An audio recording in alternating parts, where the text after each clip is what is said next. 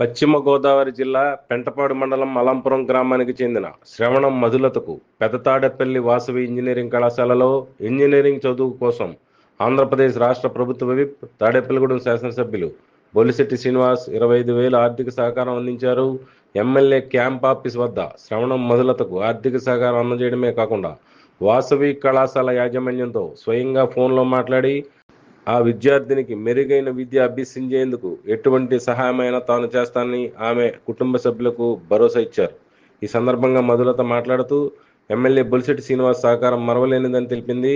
తాను తన కుటుంబం ఆయనకు రుణపడి ఉంటామన్నది. ఈ కార్యక్రమంలో తాడేపల్లిగూడెం, అలంపురం జనసేన కార్యకర్తలు, అభిమానులు పాల్గొన్నారు. శ్రవణం ఎస్ మధులత ఏమండి, పేరు రాసుకోండి. ఎస్ మధులత ఏమండి, ఈ అమ్మాయి ₹1,00,000 కడుతుంది. నేను 25,000 ఇచ్చి పంపిస్తున్నాను. 75,000 అమ్మాయి కట్టేస్తుంది. ఈసీటీ జాయిన్ చేయండి.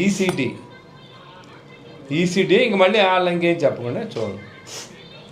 నా మాట కాదు, లేనోళ్ళ నేను అంత ఇబ్బంది పెట్టను కదండి. ఎవరన్నా వస్తేనే కదా. ఇప్పుడు 975 మార్కులు వచ్చినాయి పాపం. వాళ్ళ నాన్నేమో ఎలక్ట్రీషియన్ అంట. ఎలా కడతాడు అతను?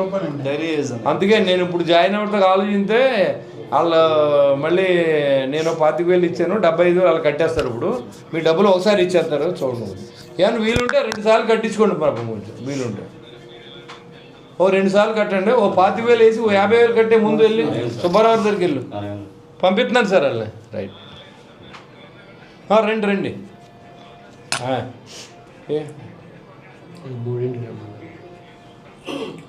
నా పేరు శ్రవణం మధులత. నాకు ఇంటర్ సెకండ్ ఇయర్ కంప్లీట్ అయ్యింది. ఎంసెట్లో సీట్ రాలేదు. ఎమ్మెల్యే గారి దగ్గరికి వస్తే 25,000 ఇచ్చారు. వాసవి కాలేజ్లో కూడా ఫీజు రీమెంబర్మెంట్ చేశారు. చాలా కృతజ్ఞతలు ఆయనకి. శ్రీ బొలిశెట్టి శ్రీనివాస్ గారికి నా కృతజ్ఞతలు తెలుపుకుంటున్నాను. అలాగే నేను ఇంకా బాగా చదవడానికి ఇంకా సహాయం చేస్తానని అనుకుంటున్నాను. నా కుటుంబం తరపున నా తరపున ధన్యవాదములు.